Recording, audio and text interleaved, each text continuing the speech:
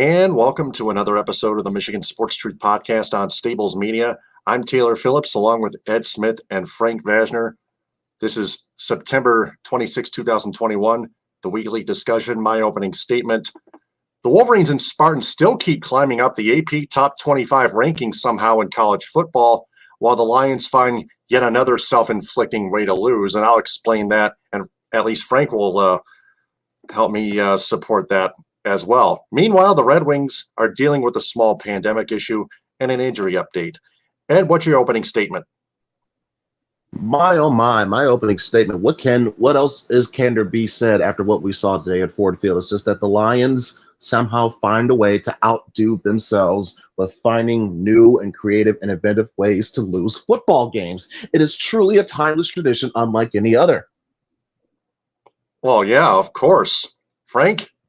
Your opening statement will probably be the same, except unless you got other things to share. Well, my opening statement deals with both the main college football teams in the state. Both Michigan and Michigan State went out and took care of business, but there were some warning signs that say danger, danger, danger come later on in Big Ten play, which I'll elaborate on later. Oh, of course, it's always going to come dangerous later on.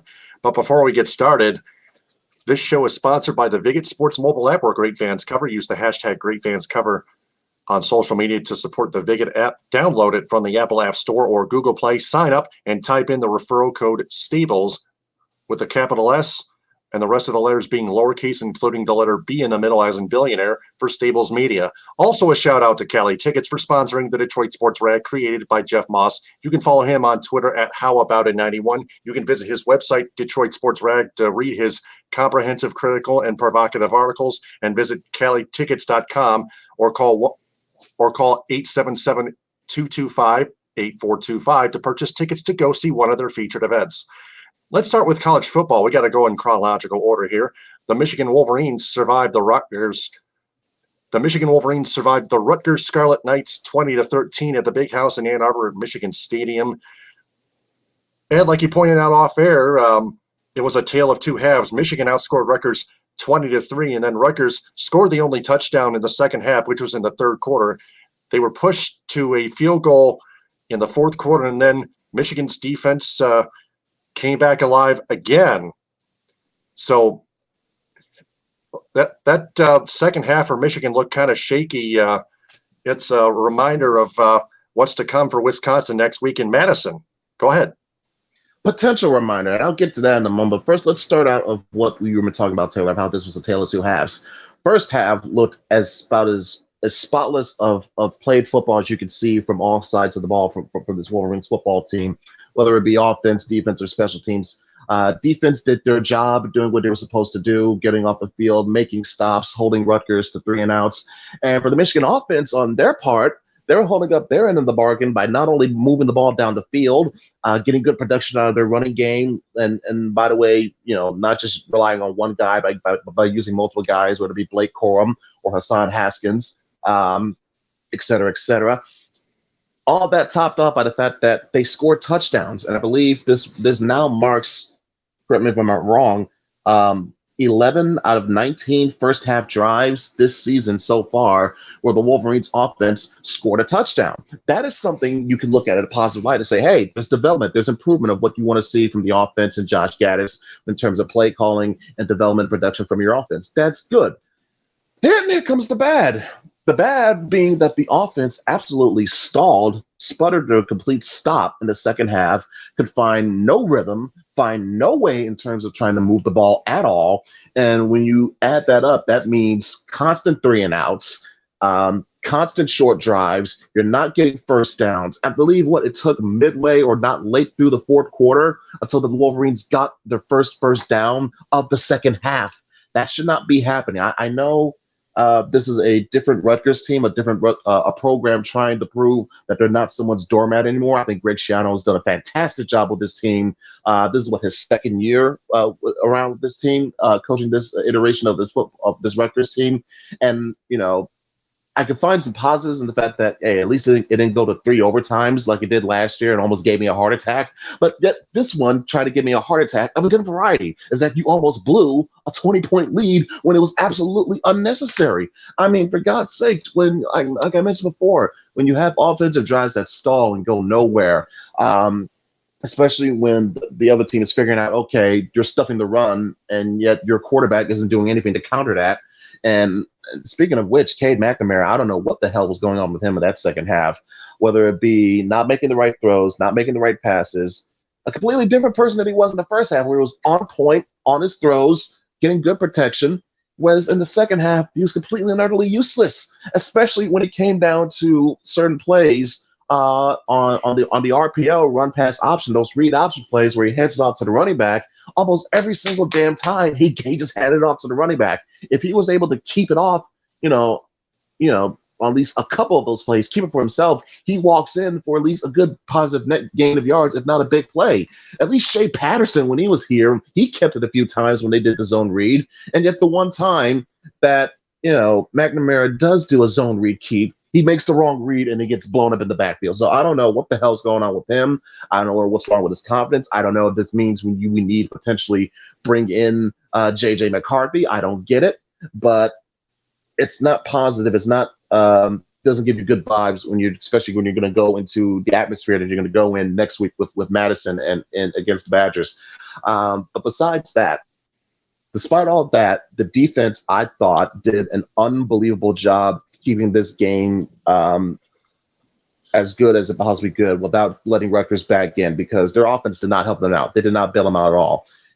We saw the defense constantly having to go back out on the field, go back out on the field, three and out, short drive, punt. Then they got to go right back out onto the field. They were absolutely tired and gassed, dead, exhausted by the end of that game. But to give credit where credit's due, they were able to make a play when it mattered most, forcing that fumble, late in the game when Rutgers was trying to drive to tie it up. To me, that sealed the deal, because frankly, we got to the point where now even your special teams was costing you, because after a good day where special teams was doing good, Jake Moody misses a field goal that could have all out sealed it. And so now here it is. You're worried, oh my goodness, Rutgers has a chance to drive the football down the field and tie the game. We may be looking at another potential overtime game yet again. And then thankfully, the defense makes the stop, or I should say gets a turnover, gets the most important takeaway at the most important point of the game. And I believe this was Rutgers' first giveaway turnover of the entire season. And what a bad timing for them, but what a perfect timing for the Wolverines, because that in all effectiveness, that sealed the game. So there are positives, obvious negatives to look at, but if there's one thing I can say is that the defense is holding up their end of the bargain in more ways than one.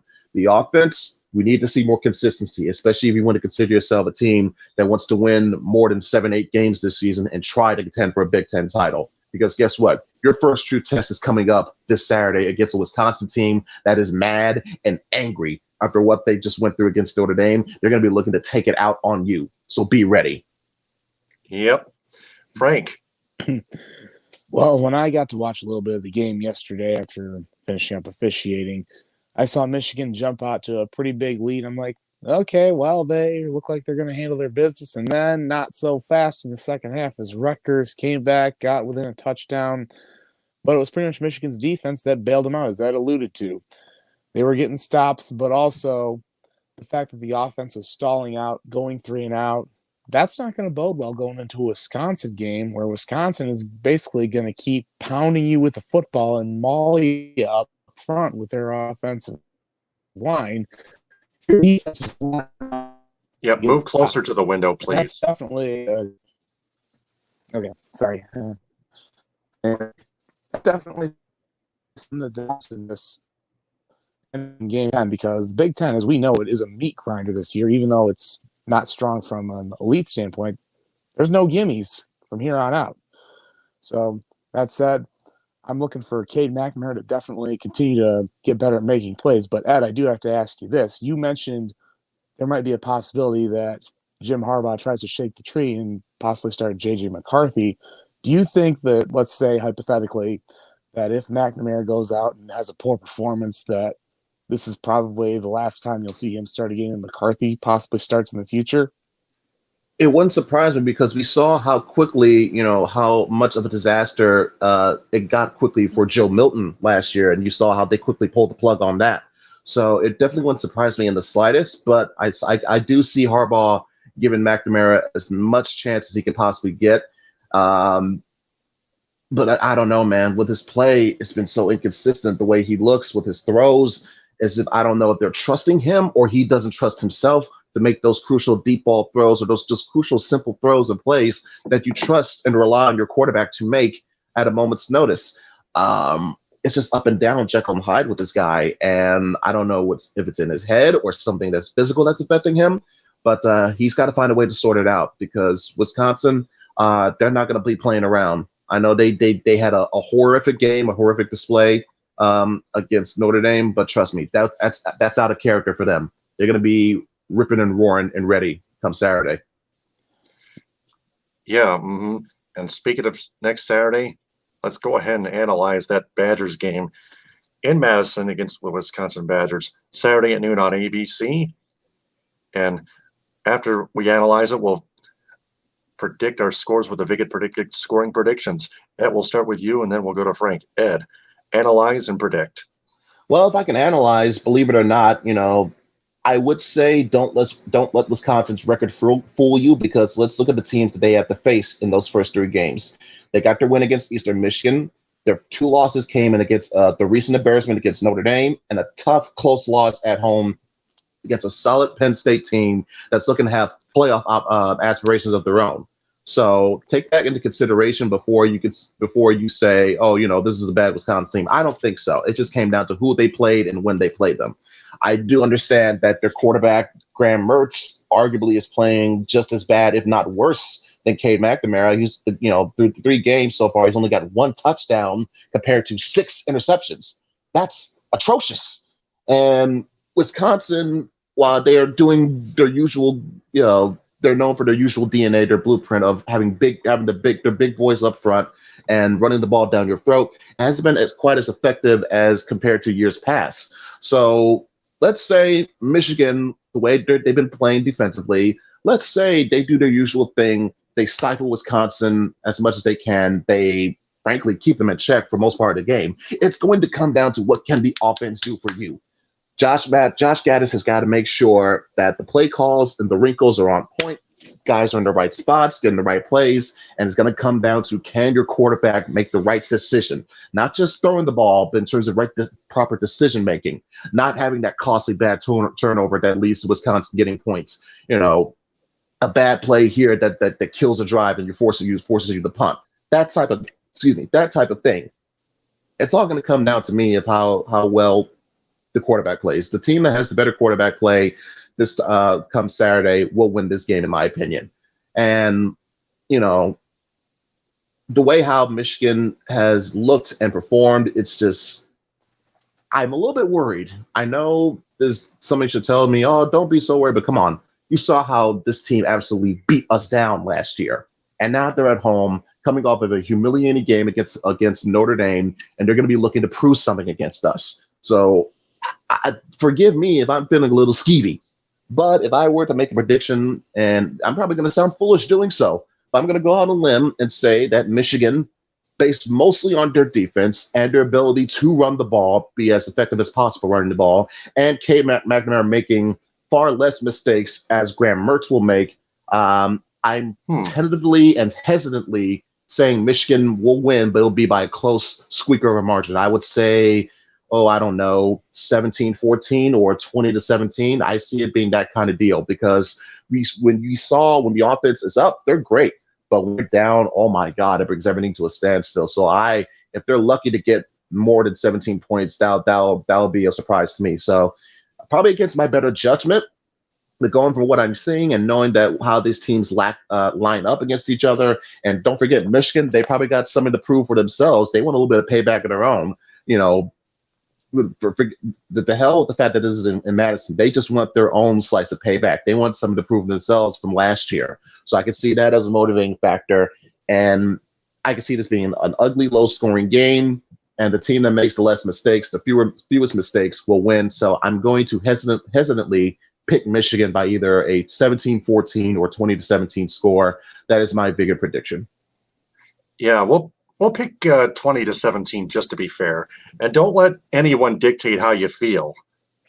Way to not let them dictate how you feel. Way to not let others dictate how you feel. No, here's the thing. I've seen this scenario play out before. I've seen it played out when we went there, Wisconsin, and looked horrible with Brandon Peters. Brandon Peters got hurt. They would have put in Jake O'Corn. I've seen it before when we went to Happy Valley and got smashed by Saquon and McSorley. So it wouldn't surprise me if that same scenario happened here, but I'm willing to give them the benefit of the doubt because the defense has been playing extra motivated this year. The running game has slowly but surely been on point. It just comes down to, can your quarterback not F it up? Simple. Right. Frank, your turn. Well, one thing I'm going to be looking for in this game is pretty much what Ed said. How well can Michigan continue to make their hay running the football, which obviously is a strength? It's going to probably be a heavy dose of Blake Corum, Hassan Haskins, and some Donovan Edwards. But also, Cade McNamara, he's got to make plays as well because Wisconsin's going to come out and stack the box. And the fact that Wisconsin got seemingly blown out by Notre Dame, don't let that score fool you because it was a one-possession game in the fourth quarter. Then all of a sudden, Notre Dame returns the kickoff, 99 yards to the house. And they also get a pick six, and I think they got another late score to tack it on and make it look more ugly than it was. So I think this Wisconsin defense is actually sneaky good, and I think they're really going to do everything solid against the run and make McNamara try and beat them over the top with throws. And I think he's going to have to go and show me that he can do it. So as for my prediction, I'm probably going to end up leaning Wisconsin, I'll say 17-14 Wisconsin wins. It's going to be a tight defensive game. And look, I'm not really that crazy about Graham Mertz either. He seems to have gone down to earth too. But keep in mind, Michigan hasn't won at Camp Randall since 2001. And from what I've seen, that's saying something. Wow. Yeah. And from what I've seen in recent years there, where they seemingly might have a shot to win, and then for whatever reason, everything just goes to hell in a handbasket. They've just got to come out, stay focused, and take care of business and go and win in a hostile environment. You show me you can do that, then I think I'll say, hey, maybe you got something going this year, but I've got to see it to believe it. Absolutely. So I'm going 17-14 Wisconsin. Man, tough for me to range between the two. I'm going to go Wisconsin 21 and Michigan 18. That's my Viget predicted score. If I'm going to pick close, I better pick close, no matter who I predict to win. Those are our Viget predicted scoring predictions for Michigan at Wisconsin. Now, the Michigan State Spartans edged the Nebraska Cornhuskers 23-20 in overtime. Like Michigan versus Rutgers, Michigan State versus Nebraska was a trap game. I forgot to mention that. But it was that game was close the whole time. There was no comfortable lead being blown. It was almost like it was back and forth. But Michigan State, I believe, had the lead for most of the game. Nebraska tied it, but they never even took the lead even late. The game stayed tied at 20. They had the lead, and then the MSU had the punt return turnover. Yeah, that's right. I remember. Yeah, the 66-yard punt return for a touchdown by Jalen Reed. Yikes! Mm-hmm. Wow. I'll get to that in a moment. Michigan State was called for sideline interference, and the refs let the touchdown stand. The Spartans will take it, and they assess the penalty on the kickoff. Wow. So and that allowed the Spartans to that allowed the game to go to overtime, and Nebraska threw the interception, and then Michigan State won it with just a chip shot field goal from Matt Conklin. So just a crazy game. The refs almost it's as if the refs gave the Spartans the game, but the Spartans actually still took it. The game still went to overtime. Nebraska still had a chance to strike first. They failed, and the Spartans took advantage of that. Mm-hmm. So, Ed, we'll start with you, and then we'll go to Frank. Ed, what are your thoughts? Yeah, my thoughts on this one was that it was a absolute defensive slugfest for the majority of this game. It was some back and forth ebb and flow. Nebraska looked good at one point, then MSU would come back, tie it up, take the lead, that kind of thing. And then things didn't really pick up until the fourth quarter because I think, like I mentioned before, well, I haven't mentioned yet, but I mentioned off air, Nebraska absolutely dominated this game in terms of time of possession. They held onto the football. It reminded me basically a mirror image of what we saw in the Michigan game against Rutgers, whereas you saw one team, they just held on to the ball, made long drives, consistent drives, got production. Even if they didn't always get touchdowns, they got some points or they were able to get a punt and play field position. And whereas the other team, in this case the Spartans, just like Michigan, just were completely ineffective on offense. Short drive, 3 and outs, the whole nine. All that led to what we saw eventually, the dam breaking and Nebraska taking that lead. Now, thank goodness for special teams. Thank goodness for defense because they are the reasons why MSU won this football game. Had it not been for that punt return by Jalen Reed, I don't know if their offense would have been able to get them another point for the remainder of this game. And they had 15 snaps total in the fourth quarter. They had a net total net yardage of around 14 or 15 yards.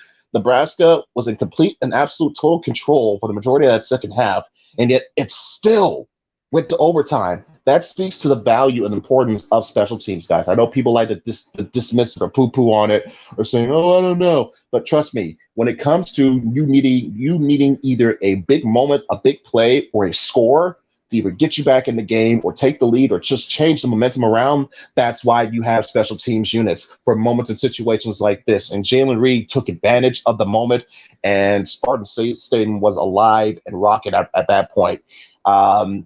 Because it felt like, oh man, this is going to be a real bad loss. And then boom, we were tied and all of a sudden heading overtime.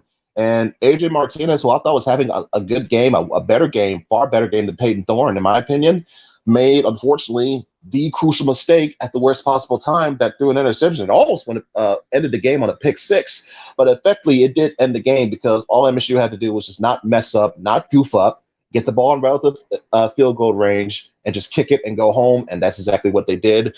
You feel gutted if you're Nebraska, knowing that you really essentially had that game at your fingertips and it slipped by.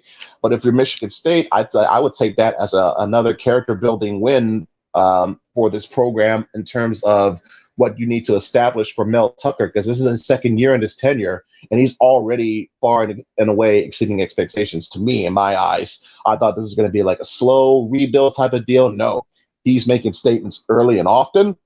He did it last year when he beat Michigan. He's doing it now, starting 3-0. Now he's starting 4-0, something we hadn't seen since, like I mentioned before, we haven't seen this since around the height of the peak of the D'Antonio years, 2013, 2014, 2015, that sort of deal. So that's progress in and of itself.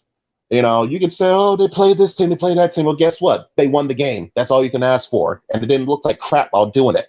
So as long as they keep doing what they're supposed to do, the defense being stingy and get some level of production from your offense. I failed to mention, by the way, speaking of defense, the defensive line of the Spartans, they really got after Nebraska. They had like 6, if not 7 sacks that whole entire game. But that was another reason why that kept them in this game as much as possible, because they helped affected potential field position whenever those punts did come. And between all that, I would say just a minute. That's a team. Our connections are cutting out. Can you hear me well? Hey, Ed. Yeah. I can hear you. Ed, I think you're I can still hear you guys. Just a second. Yeah, Frank says he can hear me. Yeah, you're cutting in and out. I don't know what kind of headphones you're wearing, but I got better headphones this time. And Frank says he can hear me. Yeah, I can hear you. Yeah, yep. I don't know what's going on, but if I'm cutting out, please let me know. Sorry about that, but yeah, okay. Nebraska made the unfortunate turnover. MSU capitalized, and that was really the story of the game. Whoever made the last mistake, and it turned out to be Nebraska, and Michigan State took advantage of it and got the win because of it. That's a good win if you're a building Spartan program. Mm-hmm. Yep, there is. It is, yes. Frank, your turn. Well, when I watched most of this game, I really saw Michigan State's offense kind of struggle, but I think that is a testament to Nebraska's defensive line for being the best unit that they've gone against so far this season. I know Kenneth Walker got bottled up most of the night, only had, I believe it was 62 yards rushing total, if my math is correct. But then also hitting that flea flicker to Jaden Reed, that kind of gave him a spark, had him play with more energy to begin with. And, of course, he got a couple field goals and kept Nebraska in check as well with Michigan State's defensive line. I mean, I do have to give a mention to Jeff Petrowski. He was relatively unknown coming into this season, and I think he's becoming a star on that line, as well as Simeon Barrow at defensive tackle. So those guys are making plays up front. And as for the second half, I mean, Michigan State's offense just seemingly looked lost out there. I don't know if they were just having that much issue with the D-line of Nebraska because Peyton Thorne wasn't able to get the ball away. He took a couple of sacks. They were just getting too many negative plays out there. He missed receivers. I know late in the game he had Jaden Reed practically wide open, and he was calling for the ball saying, hey, throw me the ball, and he didn't see him. I don't know what the deal was there, but, is what it is. But also Reed is showing that he can be a game changer on special teams as well, as he gets Michigan State's first punt return since 2010. I believe it was Keyshawn Martin who had the last one before this one. So that ended up tying the game. That kind of gave Michigan State momentum. They did have one more chance with the ball, couldn't do anything. Goes to overtime, and obviously Chester Kimbrough coming up with quite possibly the biggest interception of his career so far and almost running it back for a score.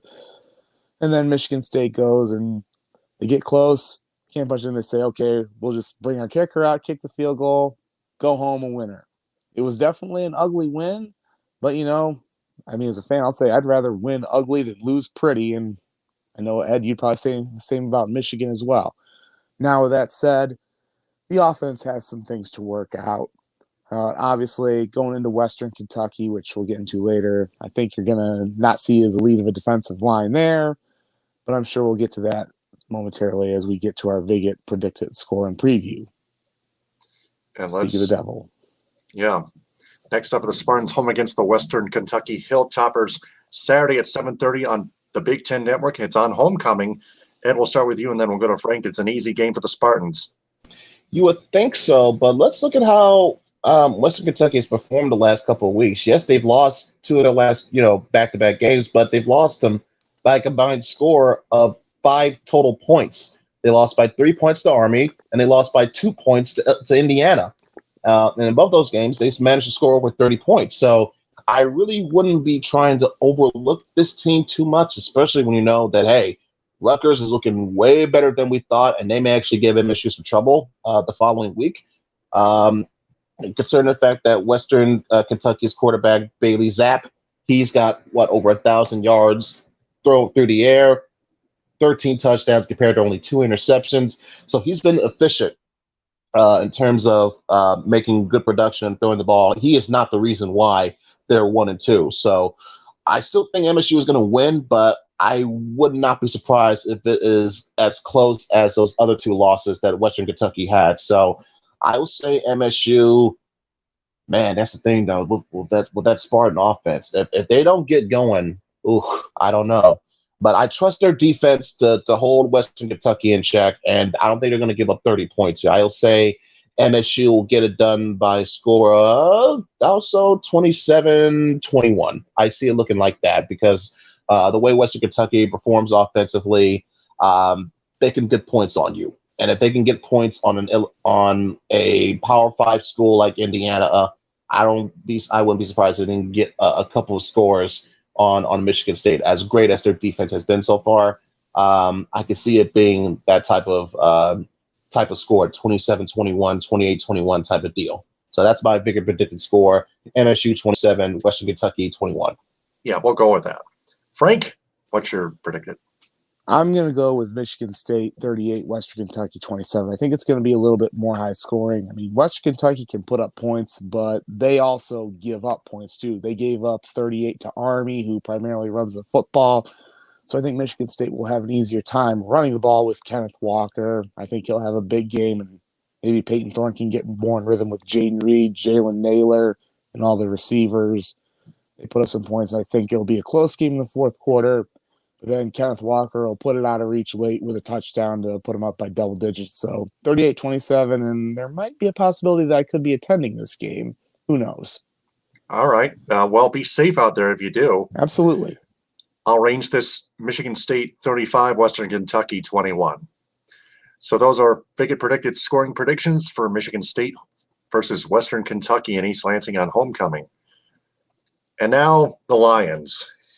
Yeah, they lose to the Baltimore Ravens 19-17 and fall to 0-3. I understand what happened. 0-3 is their record regardless. The Lions didn't put up any points on the board in the first half. They came back. They took the lead. And then on 4th and 19, their secondary defense gave up a deep pass. That receiver was way wide open. There were two Lions defenders standing there in the vicinity, but they let him catch it before tackling him. And that's not how it's done as secondary defense. You got to cover your receiver, and had you broken up that play, if you're the Detroit Lions, you would have sealed that game. But that's what led you to this scene where the refs missed that delayed penalty, understandably, which led to Justin Tucker's game-winning 66-yard field goal as time expired. It hit the top of the crossbar and still went over and hit the netting for that field goal to be good, and that was that. But again, as much as those like 2 or 3 factors combine, the main reason is your lack of secondary defense. If you're the Detroit Lions, you let that receiver catch the ball easily from Lamar Jackson. I don't know which receiver's name it was, but the Lions secondary defenders just stood there like lazy garbage, like they typically are. And after the game, Dan Campbell demands an apology from the NFL officiating, and that's just weak. Dan Campbell is still not willing to move on from that, but he won't even accept the fact that his secondary defense is still garbage, and his team is 0-3. So we'll go to Ed and then Frank on this one. Ed, this is all I have to spew out. Nothing else. So go ahead. Well, I may have a little bit of a different perspective on this, while at the same time I can absolutely agree. There's no way in hell that you give up a 4th and 19 conversion, especially when you're bringing only 3 guys on the defensive line for pressure, and you got everything else backed up. So I don't know what happened, breakdown, zone, whatever it was. By the way, the receiver that Lamar Jackson found in that play was Sammy Watkins, a guy who had Sammy. Yeah, who had dropped the touchdown earlier, which to go in line with or a big play at least, that go in line with the other drop passes that Marquise Brown had as well. Those 2 drop touchdowns that he could have had that you would thought would have came back to bite Baltimore, but as it turned out, it did not. But let's talk about the fact that leading up to it, I was expecting a potential, probably not as bad as what we saw week 1 against San Fran, but definitely closer to that. Probably closer to what we saw Aaron Rodgers do in Lambeau last Monday night. And, you got to remember, Lamar Jackson, he is a former MVP. Right. He is regarded as one of the best athletes in the game today, alongside Patrick Mahomes and Russell Wilson and whatnot, particularly at the quarterback position. So knowing that, I was expecting, oh my goodness, this may not look good. But the defense, they came out and they were quite motivated. They stacked the box. They made a commitment early on to saying, listen, we don't care who you got. You're not beating us with the run. You're going to have to beat us with your arm. Eventually, it came out to be true. The Lions' defensive line. Yeah, but eventually it came out to be true that, Lamar Jackson was able to make a play throwing. But even that being said, leading up to that, I thought the defense did as good as a job as they possibly can, especially knowing that they had the two poorest performances where they gave up, 34 and 35 points respectively to San Fran and Green Bay. So to come back from here and give up what you did against, one of the best, I would say, best pure talents in the league, at least, by himself and Lamar Jackson, and knowing that this was a Baltimore Ravens team that just came off of scoring 36 points against a Kansas City team. And winning. Yeah, and getting the win last week. So you think, okay, you got your hands full. But between that, getting stops on third down, getting off the field early on, getting some pressure, actually getting a couple sacks on Lamar Jackson was quite impressive. The offense, though, what can I say about this offense? Jared Goff, oh my goodness. It's going to be a long year alone, long 1 year watching him playing quarterback, let alone what his contract looks like for the remainder on point. As I look at highlights of Matthew Stafford just having his way with the Tampa Bay Buccaneers, already looking like he could be a potential front runner for the friggin' MVP award. Meanwhile, I got to come back and watch a quarterback who, if he even sees a semblance of pressure up the middle, turns into a 5-year-old and runs away. It's embarrassing. It is disheartening. And despite the fact that you're able to get good production, good effective runs from DeAndre Swift, good effective runs when you need it from Jamal Williams, you notice I didn't hear Penei Sewell's name come up because he did his job of protecting his quarterback. It's not his fault that Goff either didn't recognize a damn blitz or was able to check out of it. Did a great job. Yeah, I mean, it's not his fault that Goff didn't recognize a blitz or knew how to check out of a blitz until it's too late. It's not his fault. Didn't do anything wrong. Yeah, so between all that, this team still had a chance to win. And I'll say this, you can add this on top of what we saw. You can say the defense not doing what they were supposed to do on 4th and 19. How about the fact that the offense, knowing that they're moving the ball down the field, they didn't go for a touchdown. They really settled for the field goal. I understand taking the risk and all that and, trying to leave. If you throw it incomplete, leave too much time on the clock, but you got to go for the win in some cases. And, I don't know if that means you don't trust your quarterback or don't have that effective trust in your quarterback, but I'll say this. I don't know why T.J. Hockenson wasn't getting enough targets today. I mean, good for Khalif Raymond. He's showing that he belongs to have a spot on this roster. He made effective plays, especially a big catch late in the game that set up that go-ahead field goal. But when you have T.J. Hockenson on your roster and he's been showing year in and year out, he's getting better and better, why not utilize him? I can't explain. I can't explain it. I mean, as good of effective as some of the play calling was earlier, I saw the little wrinkles, play action, play fakes, a little trickery here. It almost backfired on one instance with DeAndre Swift trying to do a halfback pass that thankfully was ruled incomplete instead of a fumble. But I digress.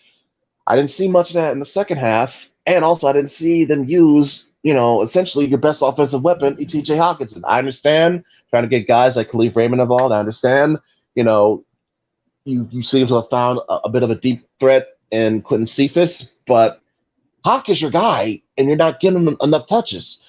I have a problem with that. So I think that could have helped him out in terms of getting enough necessary points to where you didn't have to rely on losing to a freak field goal at the end of the game. And I'll just say this: I understand you can't put all of the blame on that bad decision, but I think you have to at least acknowledge it that this was a flat-out blown play, a blown call by the officiating. I'm not trying to use that as a sole excuse. I'm not trying to hold the whole Detroit versus everybody narrative on this occasion. I'm just saying when you have Twitter reacting the way they did, when you have the NFL Today crew on CBS reacting the way they did, you had Gene Tessitore trying to go on there and try to spin his way out of it, but Boomer Esiason was not having that. He was fired up and irritated. They're saying, "Hey, tell that to Dan Campbell in his locker room how he's feeling, how those players are feeling."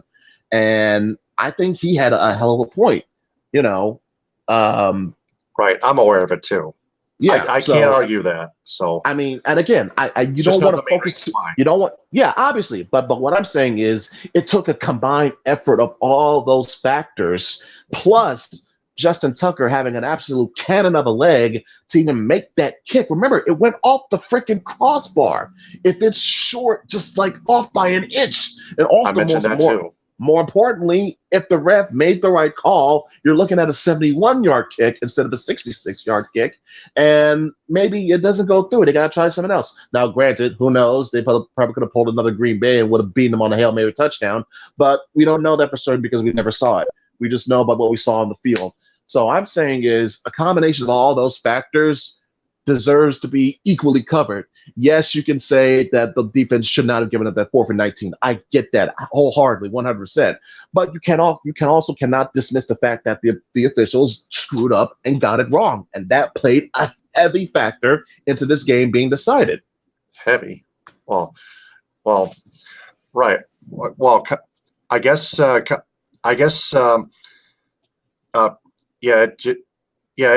did allow Justin Tucker to nail that 66-yarder, but it did allow Justin Tucker to nail that 66-yarder. But what I'm saying is, in chronological order, the way this works, before that call was missed, again, the 4th and 19 pass that came before that. That should not have happened. Should never have been put in that position. You got to, as a secondary defender. Understood. That I understand that completely. And I don't remember. Those are avoidable situations. The Melifon, I don't remember hearing Melifonwo's name. I don't think he played today, did he?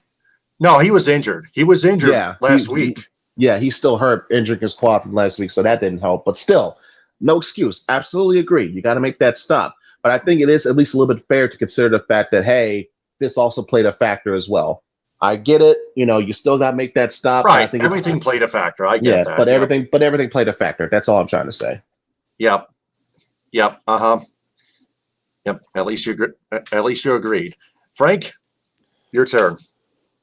Well, look, I mean, first thing I'll do is give the Lions defense credit for not folding like a tent and giving up a ton of points because they held the Ravens to only 19. But as for the final outcome, look, that missed delay game call, that's not the reason why you lost. I know Twitter is going to be all ablaze with the whole Detroit versus everybody BS. That ain't why you lost. Don't give up a 4th and 19 late in the game and you win the game.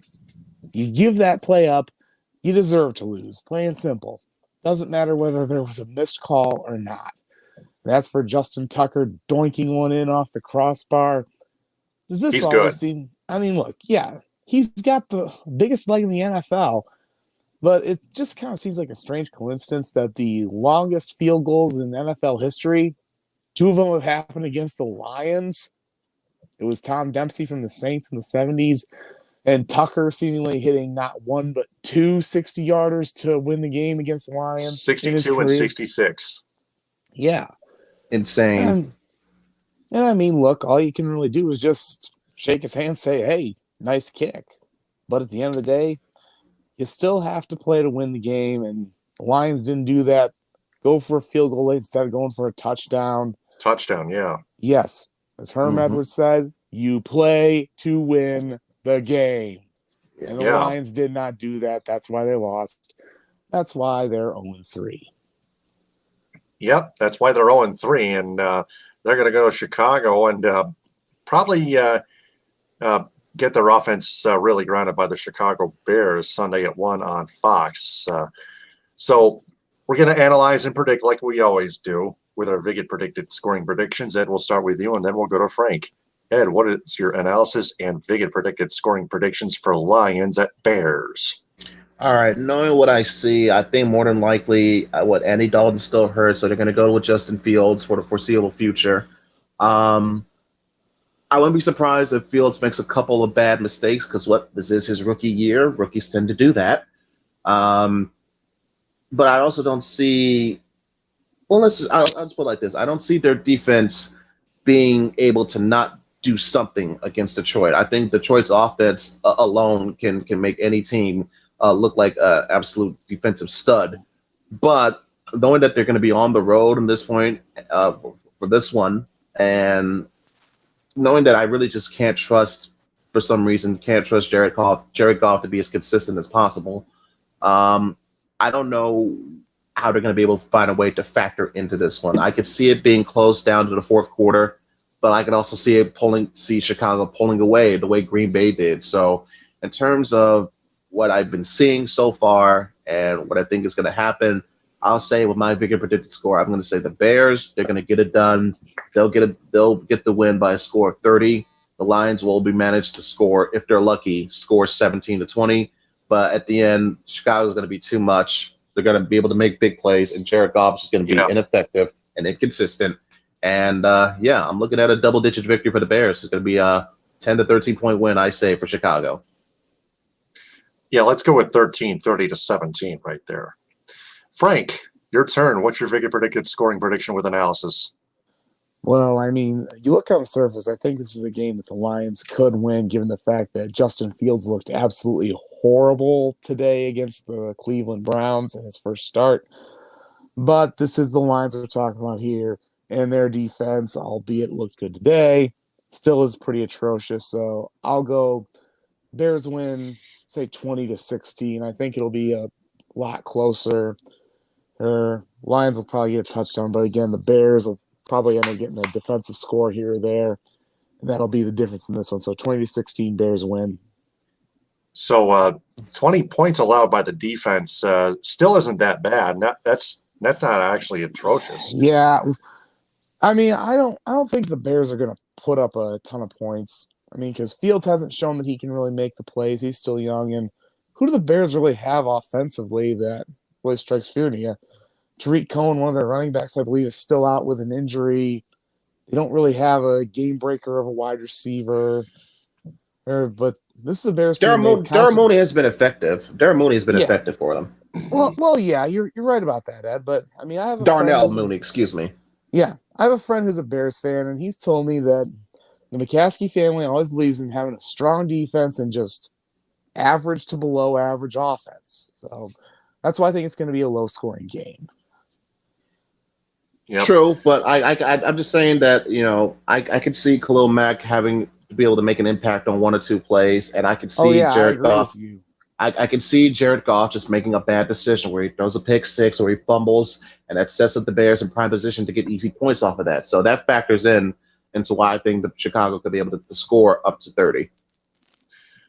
All right, and also that they're not facing they're facing a weaker defense compared to the defense that Cleveland has. Yeah. The Lions facing a weaker defense, or the Bears? The Bears facing a weaker defense because the players, it's night and day comparing Cleveland's defense to Detroit. You got to say that. You got to admit that at least. Gotcha.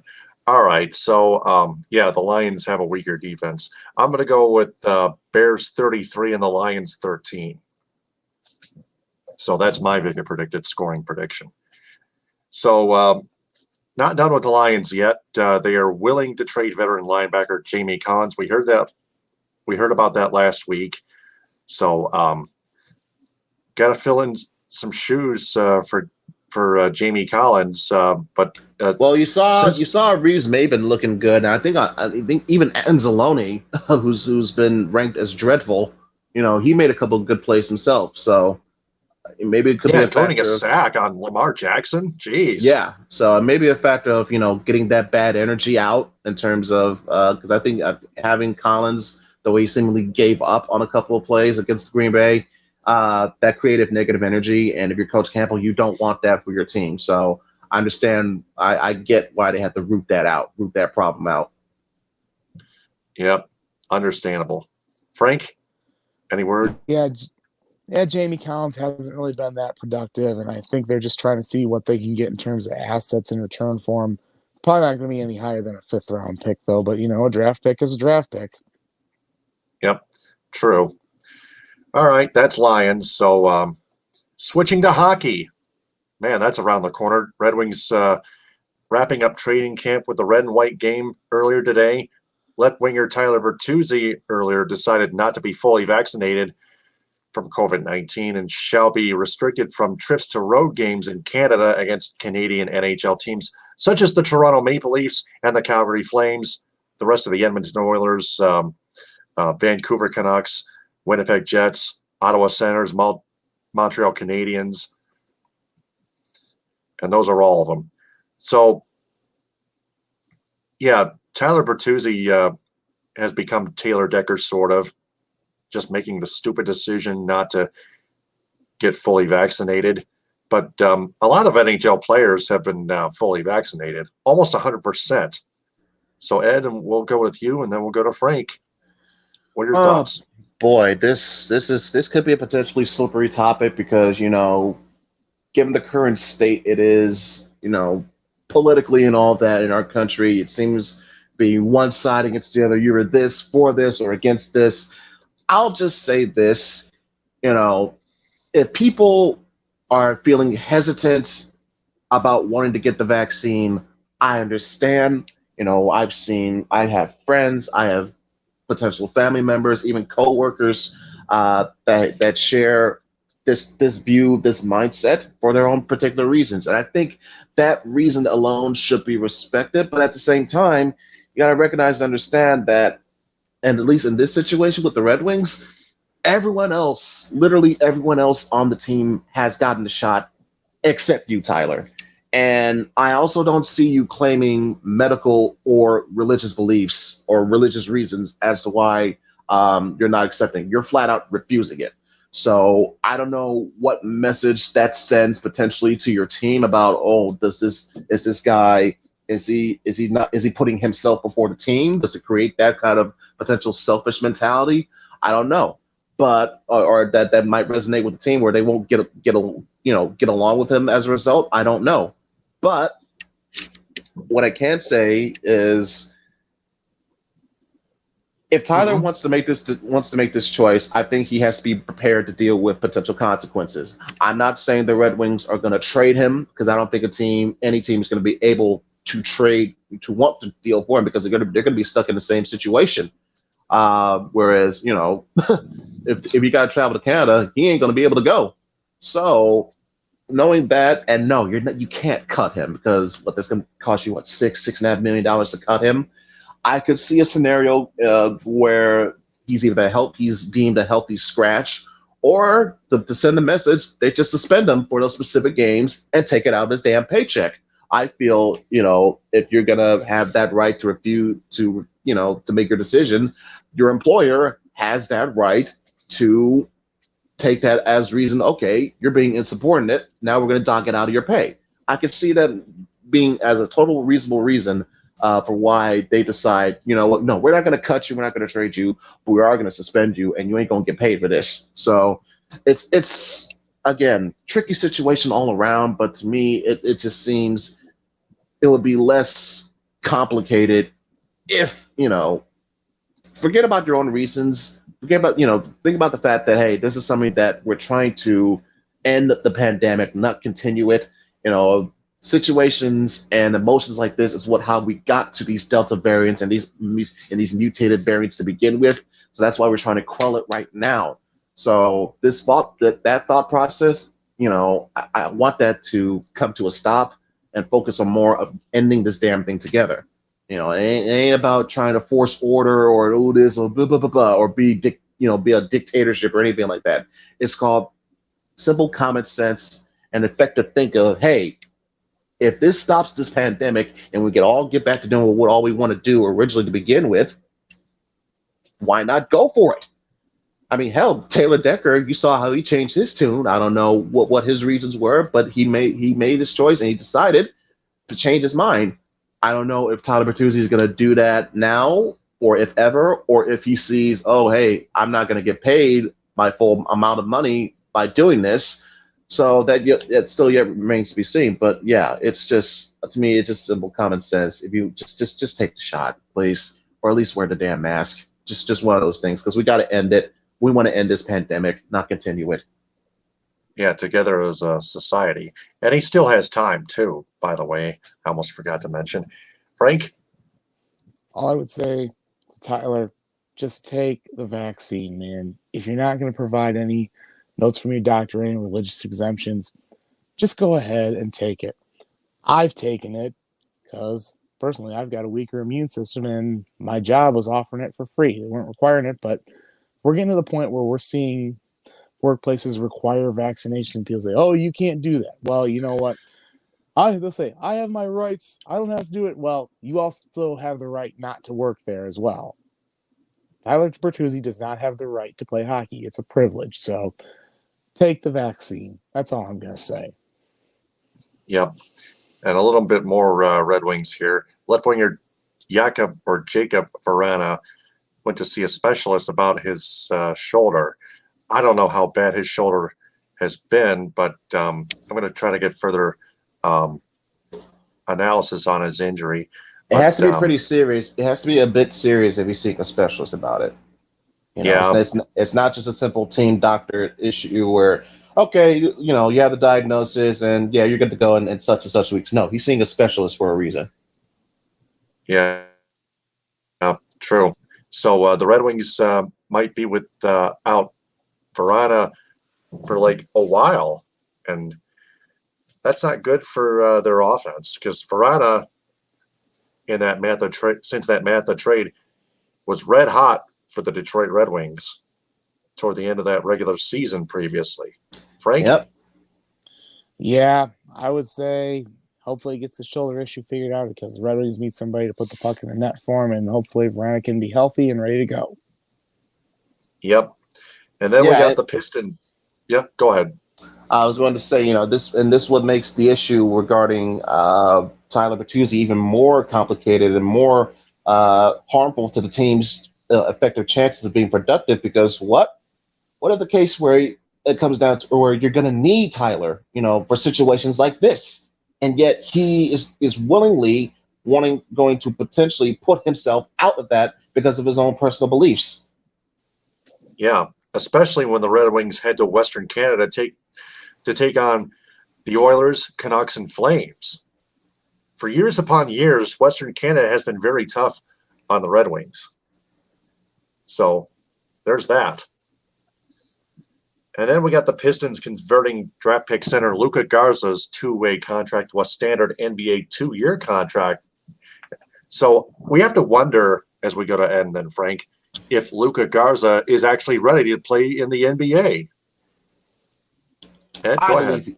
I believe he is. I know it's easy to say, he could be a potential bust and all that. You don't see too many players, Wooden Award winners, players of the year, come out and be effective out of the gate. But I think this is a different scenario. The fact that Luka himself, he slimmed down about 20, 30 pounds this offseason, looked as great as he did in the Summer League, has an already known jump shot and three-point shot that, hey, in today's NBA, you're going to need to shoot even in your big men. And the fact that he can fill that potential stretch 4, stretch 5 role alongside of the front court, give that balance, Isaiah Stewart can be your beast in the paint, and Luka, while also doing that as well, can give you that balance with his mid-range and three-point shooting. So knowing that and recognizing that and seeing how he can grow and develop while being on the same court, as guys with Jeremy Grant, like Isaiah Stewart, like Sadiq Bey, and of course, developing and playing and getting that chemistry with Cade Cunningham, I see it as a no-brainer. And I just knew for a feeling, just seeing how he's doing in the Summer League, he was going to get his minutes somehow, some way, eventually. I wasn't expecting it to be this fast, but I'm glad the decision was made. I think also the fact that they traded Sekou Doumbouya, that opened up a roster spot, so they decided to get Cassius Stanley. I think knowing that they're going to put Cassius down in the G League and they're going to bring Luka up full time to the main roster, essentially. And so knowing that you need a roster space, at least for that specific purpose, and seeing how Luka has played his butt off this summer, I see it as a no-brainer, and you reward him for that. And he's going to be one of your building blocks in the future anyway, along with Cade and Isaiah Livers and Sadiq Bey, and amongst others. But, good job on Luka. He's more than deserved this contract, more than deserved this deal. and now we get to see him fully grow amongst and under our wing.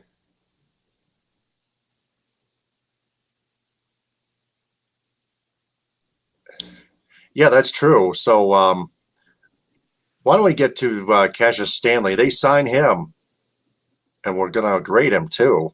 This just popped up in my head. It just came back to me. I was not prepared for that, but I type it in now. So, Ed, we'll start with you, and then we'll go to Frank. Ed, what is your grade on Cassius Stanley? Even C, borderline C plus. I say that because that we do know that Cassius Stanley he's been seen as a bit of a raw project player. In some instances, he has potential, but it hasn't really developed the way we would have liked it to.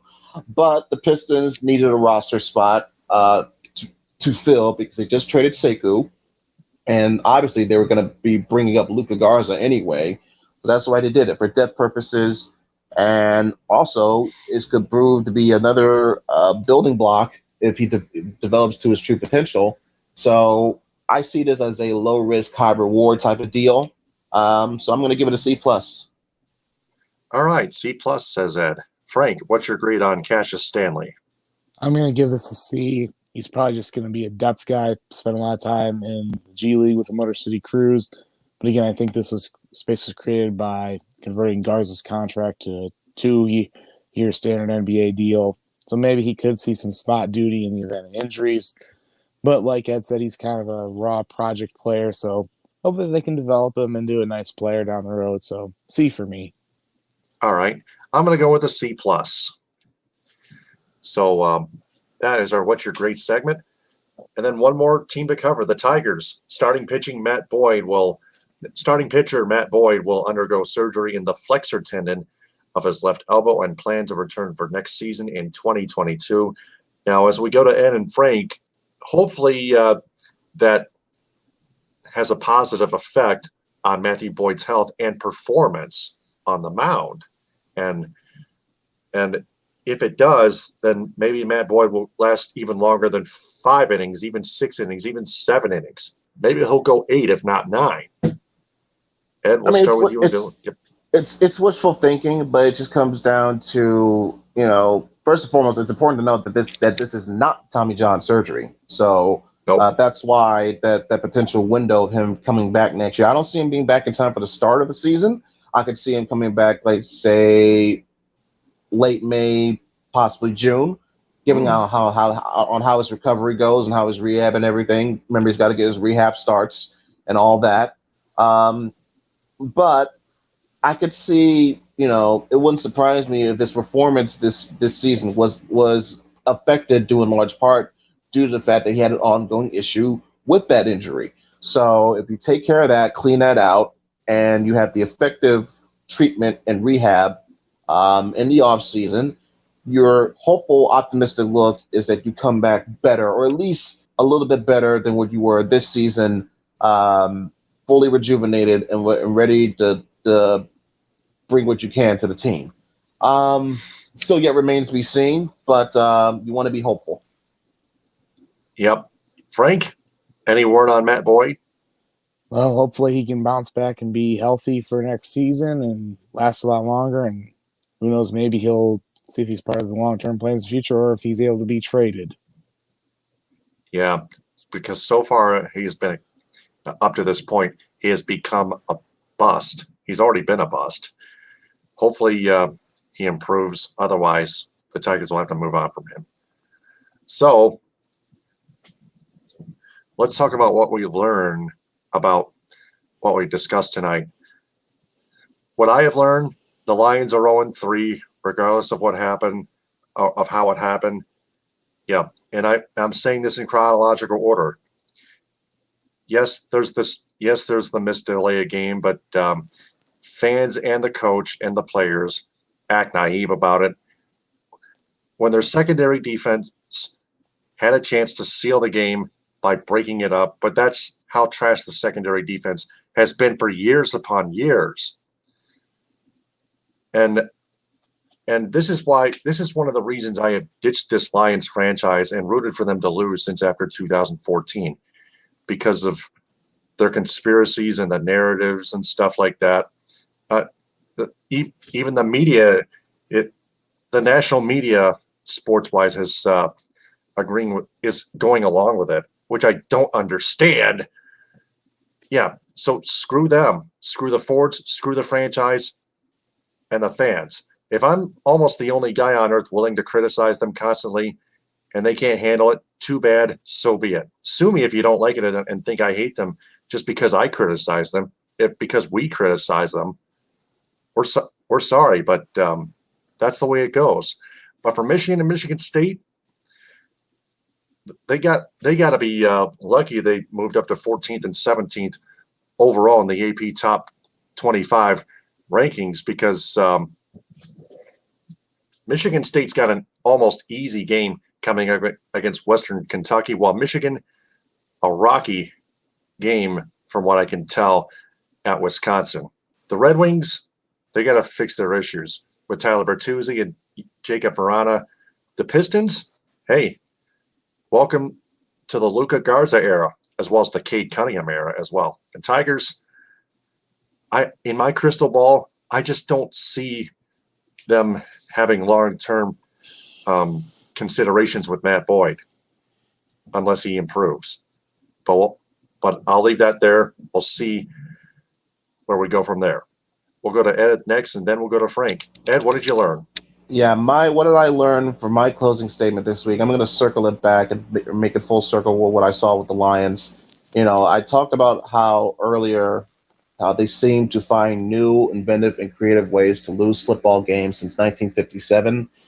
I think, or at the very least, you can trace it back to 1963, because that's the very year that the Ford family bought and this franchise and have owned it ever since. And we have seen the constant arrays of bad luck, karma, juju, whatever you want to say. It's been happening over and over and over and over again. We've seen players die on the field. We've seen players suffer career-ending injuries. We've seen players walk away from the game at the height of their career, not once, but twice. And we've driven out so many other good, promising, and great talent over the years. It's not even funny. And I think now finally we are starting to see that situation of the chickens coming home to roost. Because what happened today at halftime? Calvin Johnson, he received his Hall of Fame ring and a well-deserved ceremony. But what was the focus? It was the focus on the fact that the fans booed the absolute hell out of Sheila Ford as if she was Roman Reigns at a WrestleMania.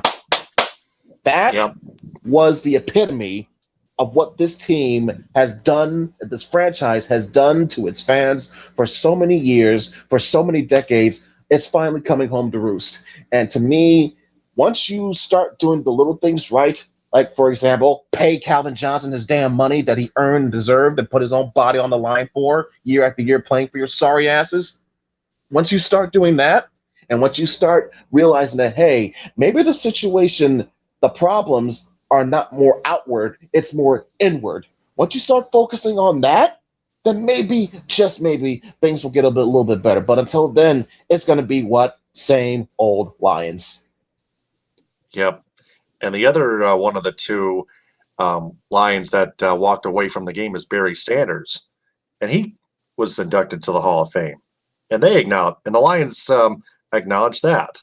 You can at least say, yeah, they made things right with Barry, so maybe that's a hopeful sense of what they can do with Calvin, but they better get started on doing that crap and fast.